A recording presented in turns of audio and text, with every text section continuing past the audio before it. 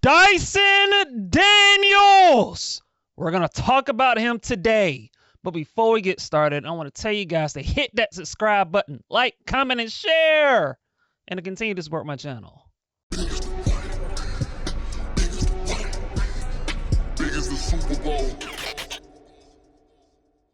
Here with the DPOY. Dyson Daniels.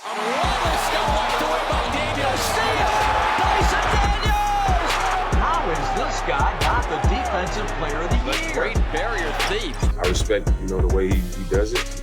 He has an identity that people recognize around the league. He's a ball hawk in my opinion. He's a phenomenal defender. I always respected the way he guarded 1 through 4. And he's stripped by the great barrier thief. Daniels with a block. Incredible. He's one of those guys that, you have to be locked in at all times. Boy, he is something else with his relentless pursuit of the basketball. He's a big-time defender. Everybody knows it. You have to really be protective over the ball around him. I love a defender. He's unique. He's at that level. You got to respect him. We're tied at 1:30. 12 seconds to go in the game. Stolen by Dyson Daniels. Up to Karis LeVert. Karis goes in. He lays it up and in. Right at the buzzer. And the Atlanta Hawks have won. Kings are down 1. 6 seconds. 5. Fox gets in. Fox trying to win it. Take it away. Daniels got the steal. Put the mask on. Got a great barrier thief on our team, man. Yeah, I think that's what I do. I get steals and stuff like that. And that's what I'm trying to bring. The extra bit of motivation and physicality. And looking forward to it. And what you just saw is Dyson Daniels and all of his heroics this season. And man, I can't say enough about what Dyson Daniels has done over the course of the season. As you guys have known already, I'm loving this dude. I'm loving what he's provided my Atlanta Hawks this season. He's been awesome in every way, which brings me to the point that I'm going to make right now. Dyson Daniels should be the defensive player of the year, and he should be the most improved player. That's right, I said it. Dyson Daniels should be your defensive player of the year, and he should absolutely be the most improved player in the NBA. He should absolutely win that award as well. And let me start by saying this when it comes to Dyson Daniels and why I think he should be the defensive player of the year. I'm going to start with that first. And as you saw in that clip, you saw all of Dyson Daniels' peers compliment him on how much of a defender, elite defender, that Dyson has been. You saw players like Kevin Durant and Devin Booker and Cade Cunningham and Donovan Mitchell and Damian Lillard, all of them heap praise over how great of a defender Dyson Daniels truly is, because he's truly a great defender. He's just is. And also Ben Simmons, another player who was also heaping praise on Dyson Daniels, mentioning that he's also, he's the best defender in the league. And so when you have your peers in the NBA praising you for your defensive abilities, that means everything. And again, when you look at what Dyson Daniels has done over the course of the season, let me remind people as to what Dyson Daniels is doing this season. He leads the entire NBA in steals with 3 steals per game. Dyson Daniels leads the NBA in steals with 3. He's having an historic run when it comes to getting steals. He's averaging the most steals in a season in over 20 years. The last person, Dyson Daniels is averaging the most steals in a season since Alvin Robinson. I mean, it's crazy with what he's doing in the steals category. And not only is Dyson Daniels leading the NBA in steals, but he's leading the NBA in deflections. He's leading the NBA in steals percentage. He's leading the NBA in like I said, deflections, loose balls generated, and he leads the entire NBA in combined steals and blocks in a clutch, which means not only is he doing it over the course of the game, he's doing it late when it matters the most in winning time.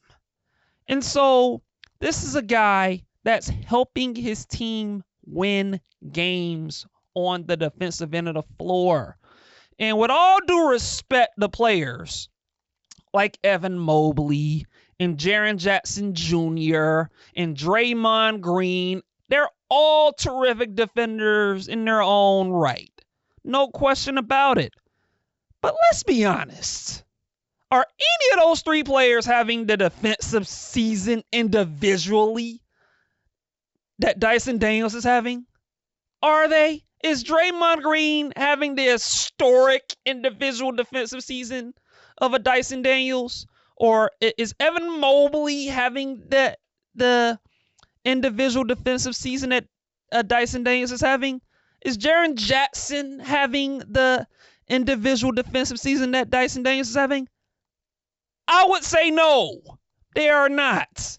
Dyson Daniels, what he is doing this season on the defensive end of the floor is historic. He's doing historical things on the defensive end of the floor. No disrespect to any of those three guys that I just named, but neither one of these three guys are having the individual defensive impact that Dyson Daniels is having.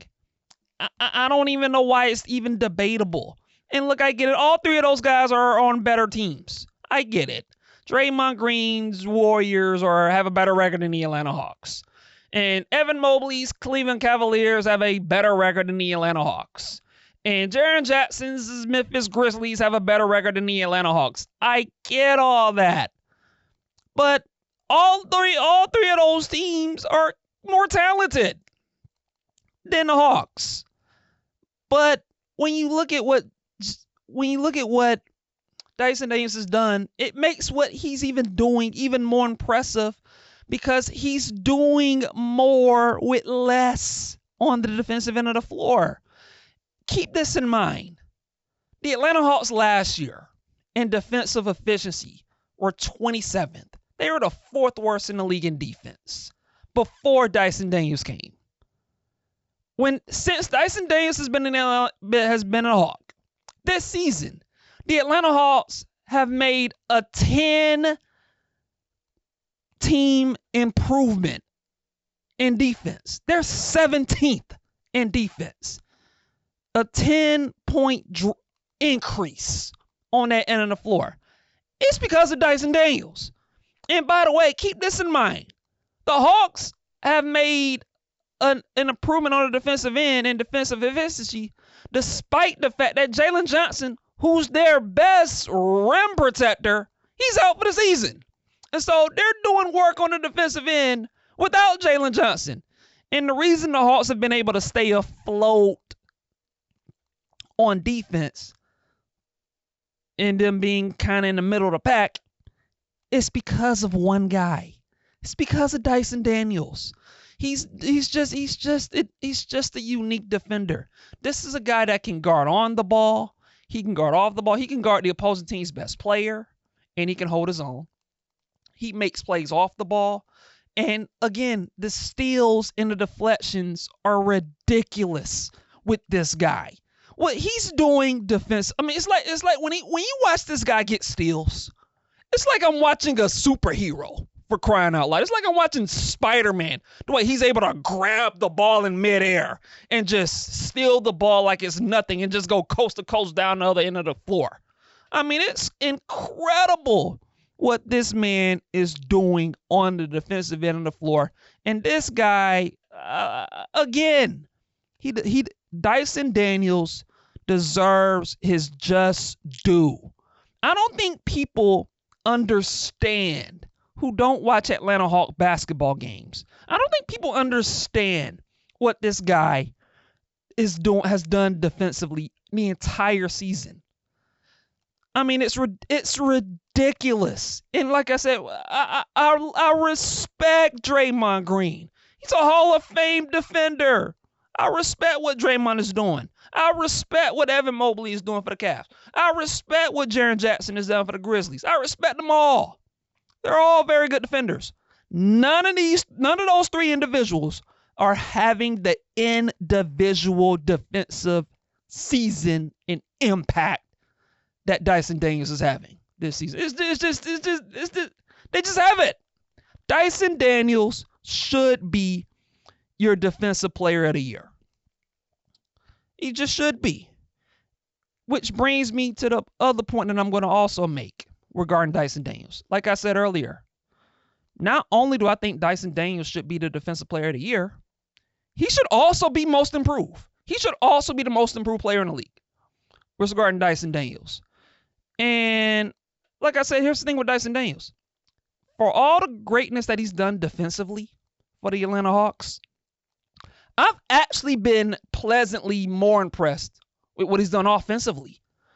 Like, when the Atlanta Hawks traded DeJounte Murray for Dyson Daniels, I did not expect him to be this good offensively. Like, look, coming into the season, like, I thought this was a guy that was going to be a little limited. He was going to average around 9, maybe 10 points a game, and kind of be like a specialty guy. Like, that's kind of like my reaction to Dyson Daniels, and he's exceeded my expectations offensively. Like, this is a guy that's averaging 14 points a game on the offensive end. He's averaging 14 points. He's averaging 6 rebounds and 4 assists, and he's shooting 48% from the field and 34% from 3. I mean, and by the way, this is a guy that has these averages, and you compare to what he did last season, he averaged 5 points a game on 44% shooting. I mean, if going from 5 points a game to 14 points a game isn't a legit jump and improvement, I don't know what is. Like, seriously, I don't know what is. Which brings me to a big issue that I have. Cade Cunningham. And look, I don't want to knock Cade Cunningham because I'm a fan of Cade Cunningham. I even did a segment on Cade Cunningham about a month ago when I praised him for the season that he's having for the Detroit Pistons. So I'm a Cade Cunningham fan. I am. I love Cade. But it's ridiculous that many outlets consider him to be the front runner for most improved player. It is an embarrassment. I love Cade Cunningham. But I got to also say this. The number one pick in the NBA draft that's entering year 4, it should not be a candidate for most improved player. It should not happen. It is egregious that the number one pick in the 2021 draft in year 4 is like the front runner for most improved player in certain outlets. It is ridiculous.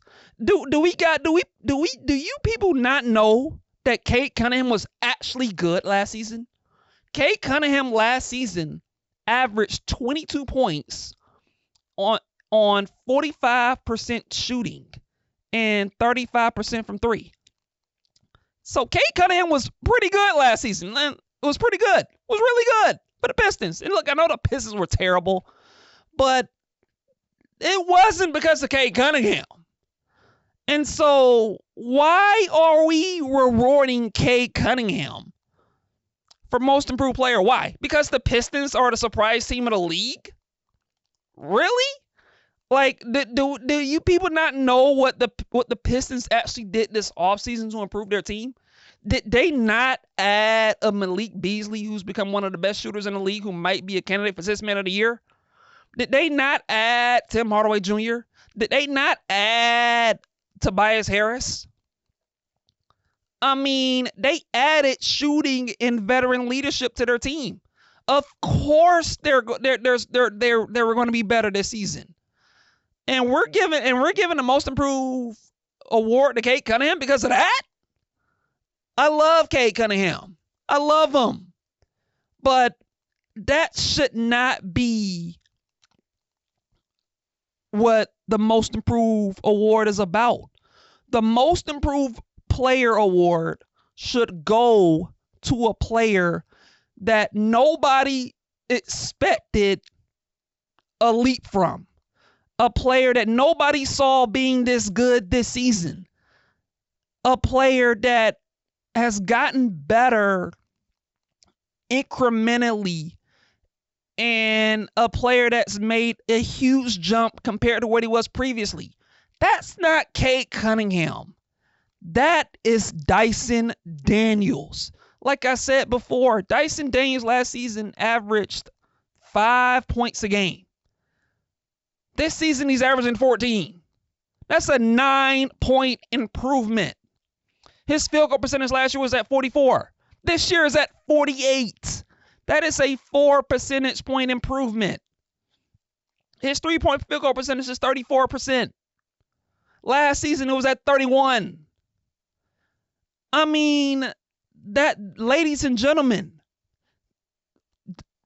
the incremental improvements that we've seen from Dyson Daniels this year is a perfect example of what the most improved player award should be all about.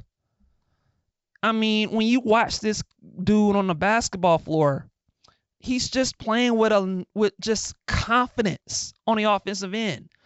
You know, he's become the perfect complement to Trae Young.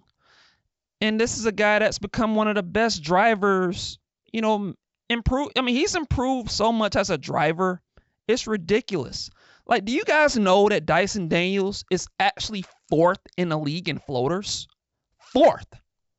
4th in the league in floaters, made floaters. He's shooting 40% on them. And when you watch him on the floor, I mean, his driving game is, it's impressive at what he's done as a driver. You know, when Trae is doubled and Trae is getting the ball to Dyson Daniels and he's just cutting to the basket. And by the way, like, this is a guy at times, you know, he's isolated against somebody and he's just putting his head down, and he has this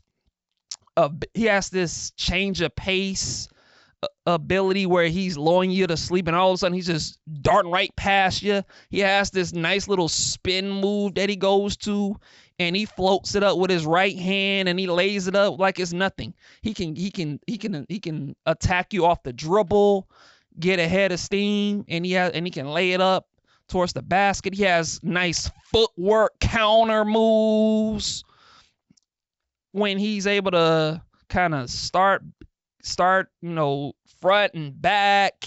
He has a nice little hezzy, you know, where he goes to, where he darts his foot back and then he just lays it up.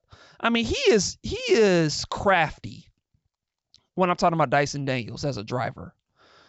And you just watch him. I mean, he's playing with a lot more confidence. He's even playing backup point guard sometimes when Trae's off the floor. I mean, he's had big games when Trae has been out. You know, he's had some big games. He had a 28-point game against the Boston Celtics earlier in the season. You know, against the Philadelphia 76ers about a couple of weeks ago, he had 25 and 9. You know, and so this is a guy that's had just legitimately, you know, big scoring games as of late. And, you know, like I said, man, Dyson Daniels he's been awesome. He has been awesome to watch. And by the way, his 3-point shot, and look, there's a part of his game that he still has to work on, no question about it. But even the 3-ball, he is shooting a 3-point shot with confidence, a lot more confidence. Like I said, he's knocking the 3-point shot down at 34%. And you know what's even more exciting about what we've seen out of Dyson Daniels this season? The man just turned 22. He's 22 years old. Just turned 22 about a couple of weeks ago. 22 years old.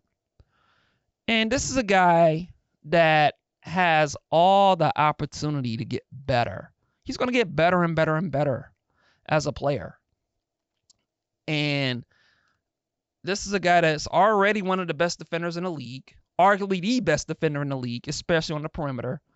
And offensively, this is a guy that has a lot more potential and more room to grow. He's going to get better as a driver. He's going to get better as a shooter.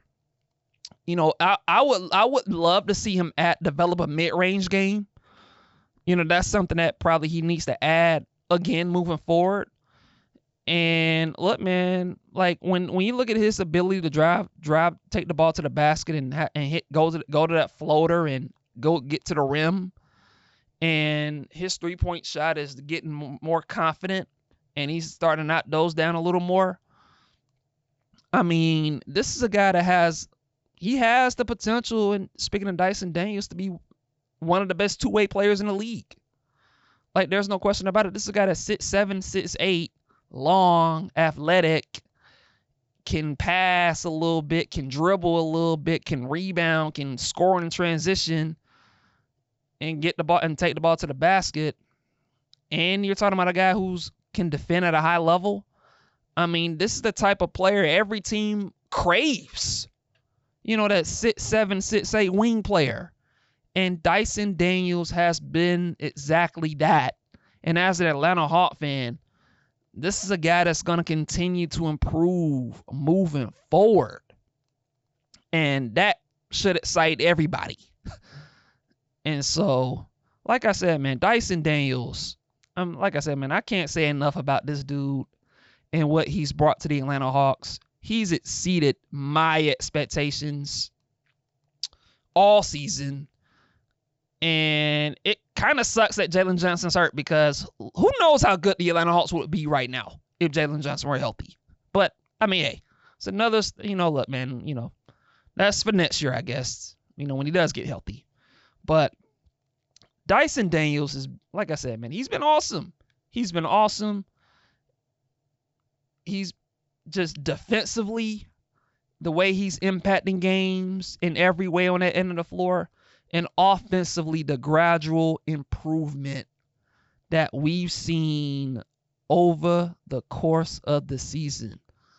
And like I said before, as I started this episode, Dyson Daniels, and I mean what I say, Dyson Daniels should be the defensive player of the year, and Dyson Daniels should be the most improved player.